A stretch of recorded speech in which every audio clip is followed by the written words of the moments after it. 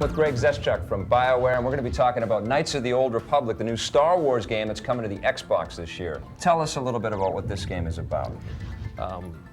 Knights of the Old Republic is based 4,000 years before Episode 1. So it takes place in a time when there were lots of Sith running around, lots of Jedi. Cool. It's a lot different than I think people are familiar with from watching the movies. In the comic books, there was a time when this was, there were Sith wars and all kinds of crazy stuff going on. And so we've decided, along with LucasArts, we've set it 4,000 years in the past. The interesting thing about it, it's not like there's any decrease in technology. Things maybe aren't as shiny, aren't as new.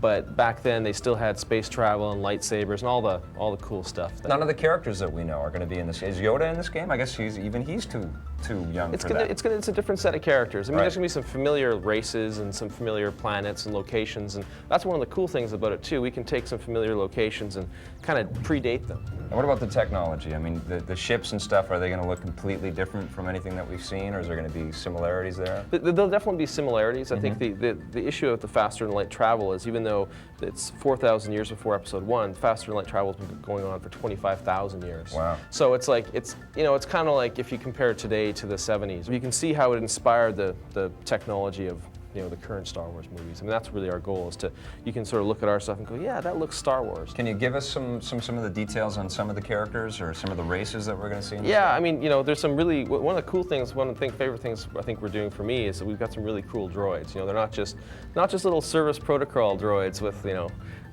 there's some guys, one of the characters he gets a pretty cool, kind of a badass droid. So that's actually pretty cool. And of course we got Wookiees, we have Twi'leks, we have, a lot of interesting characters. What's your interpretation of the Jedi Knights? Are they rough and tumble, or are they sort of the regal kind of Jedis that we know? We have a whole range. I mean, one of the really exciting things for us is because, Jedis, there's thousands of them. It's not just a few guys. It's like, or 20 or 50, there's thousands. And so there's all kinds of different interpretations of them. You might have a certain set which is one way, and part of the system has different almost classes of Jedi, certain types of Jedi. So it's very different. They have different sets of powers, and being a role-playing game, there's a lot of customization of your character and things that you can do.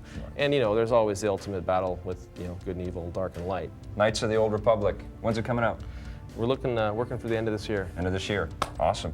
Good luck with the game. Thanks. Can't wait to play this one.